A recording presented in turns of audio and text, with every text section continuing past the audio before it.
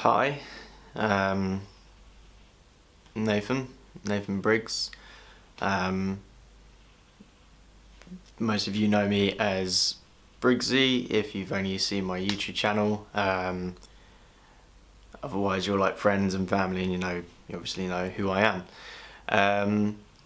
And I am making this video, and I've already kind of not known whether I should make this video or not.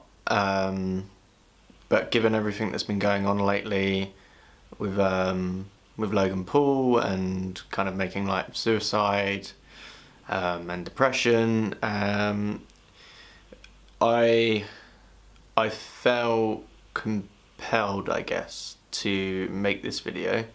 I've already checked with some people, so I hope this doesn't offend anybody, any like family or anything like that. Yeah, so the day that this video comes out will be February 3rd, and that will be the 4-year anniversary of my mum's death.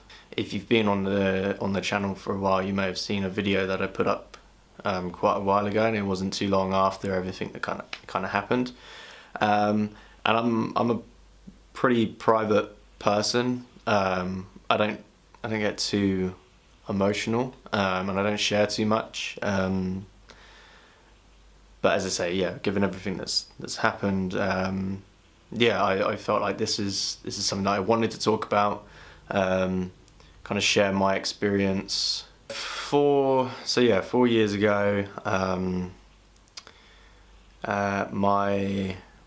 my mum, she took her own life. It's a very hard thing to deal with, as anybody that has been affected by it would know.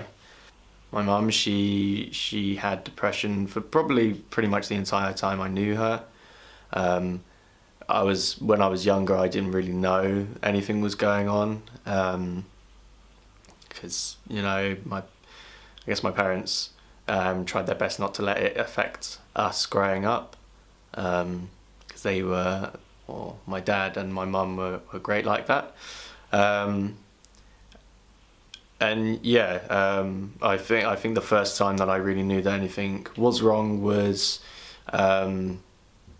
the first time that she attempted to take her own life. I can't remember how old I was. I think I was still in primary school. It was one of the toughest things that I ever had to deal with. Same with the rest of my family, I can imagine. But yeah, that was probably the first time that I knew that there was something wrong, that she had an illness, because that is what it is. That's what depression is. It's a mental illness. It's not a laughing matter. It's not a joke. It is something to be taken seriously. And yeah, and as far as I knew, she got better. She was fine. We lived in Cornwall, and life kind of just carried on, and I went to university. But then, yeah, as I say, 4 years ago, I was asleep. It was early hours of the morning, probably like 4 or 5 o'clock, and my dad kept trying to ring me, and it was my mum's birthday a couple of days beforehand, or it's her birthday around about that time, and I just assumed that they were on a night out, they were drunk, so I just kept hanging up, and it's a bit blurry. I think my sister rang me as well, or my dad texted me saying that he needed to talk to me, And so I rang him up, and he told me that that she was dead.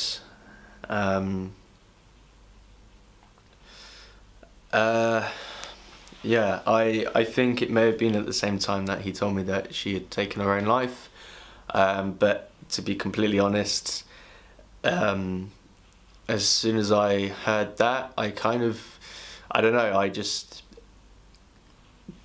everything just almost went into like a dreamlike state. It was weird.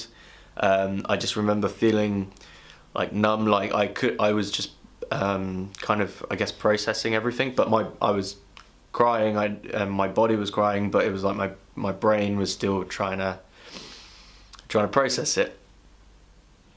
And yeah, so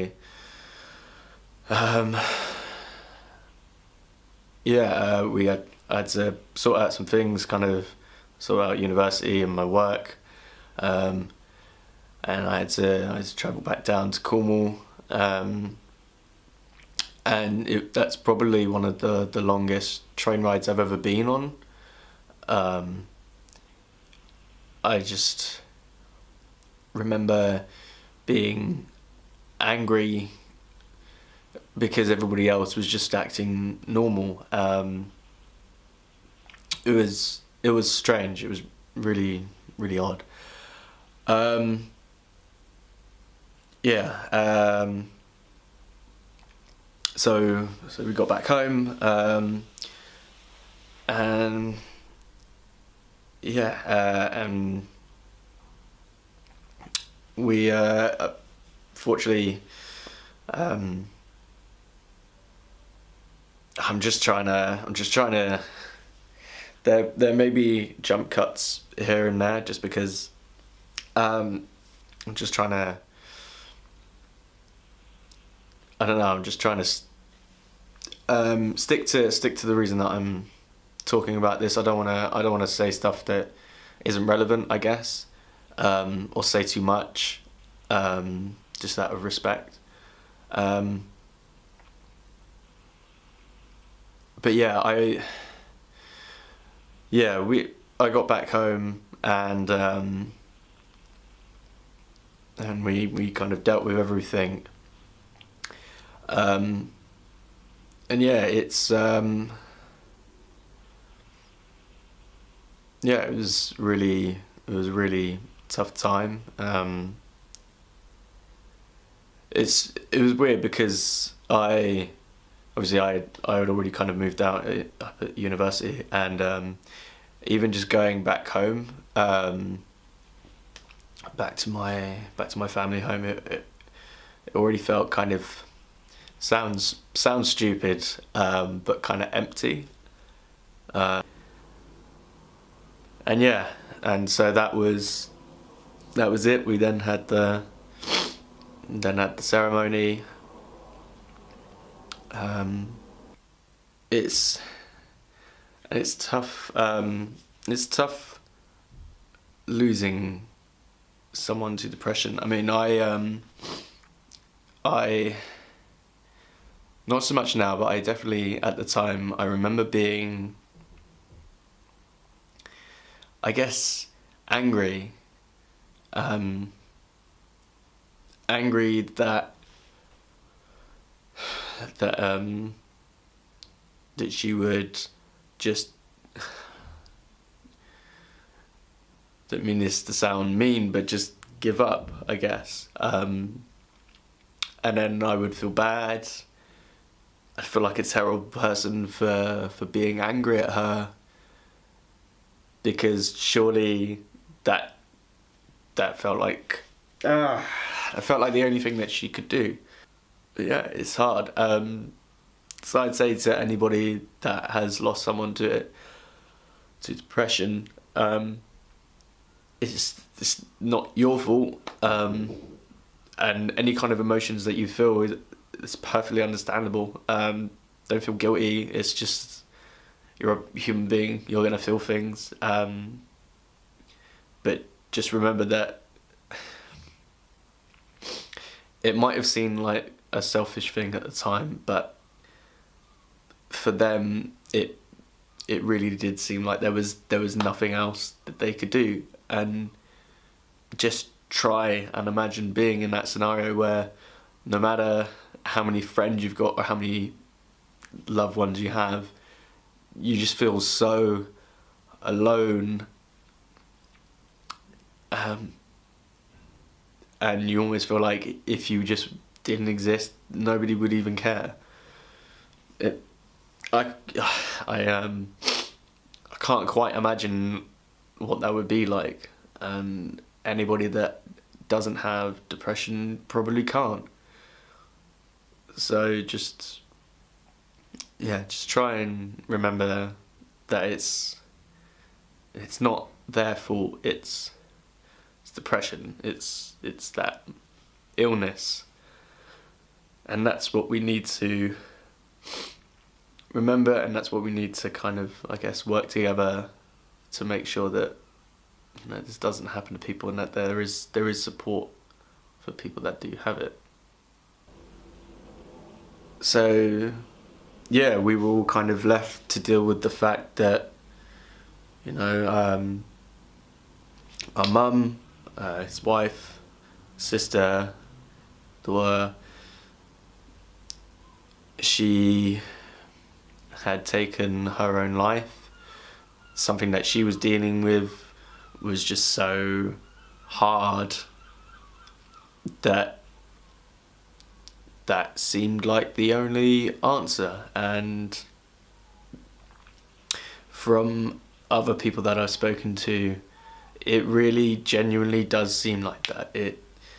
It's something, depression is something that really seems to isolate you from everybody else. It almost seems like there's literally no alternative. It's just constantly debilitating you. It affects how you interact with people, how you interact with life. But yeah, as I say, it's given everything that's been going on lately, it is something that, you know, you should keep at the forefront of your mind, I guess.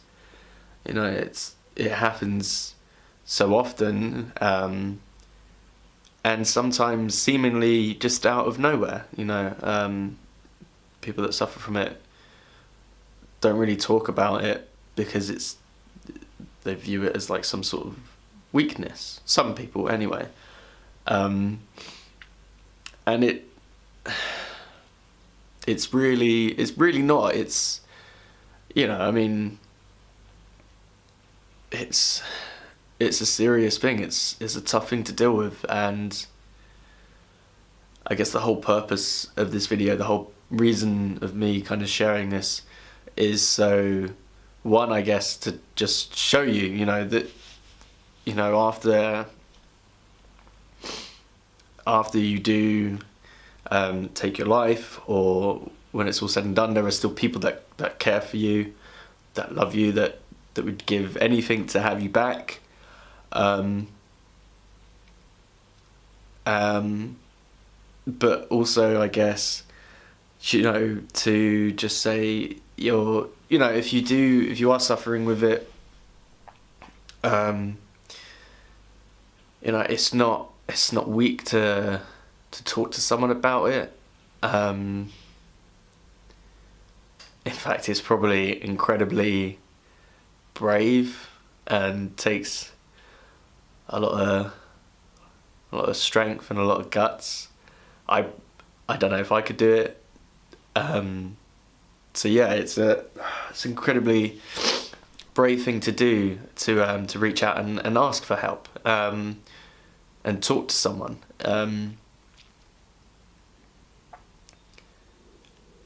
And yeah, just talk to a friend, talk to a family member, just someone. Just, you know, you're not alone.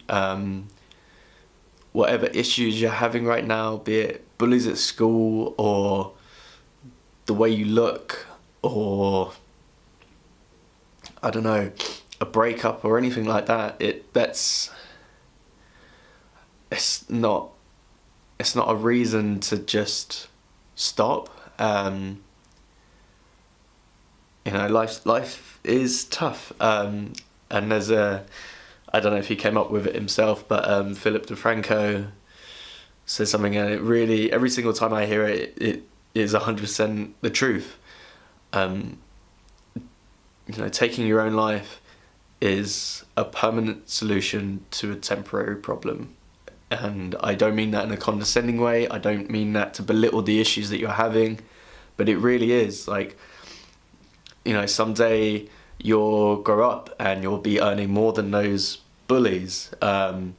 Your body will change and you'll be a beautiful person.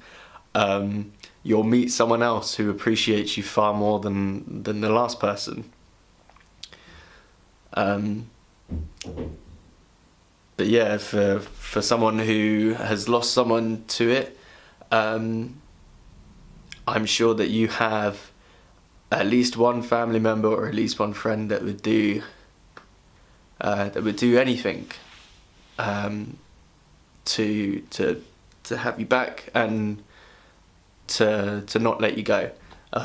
So remember that. I'm gonna put links down for people to talk to, like counselling and stuff like that, and I'll always put that in the description of any video, because this isn't just a one-off thing. It should be something that people should always be aware of. So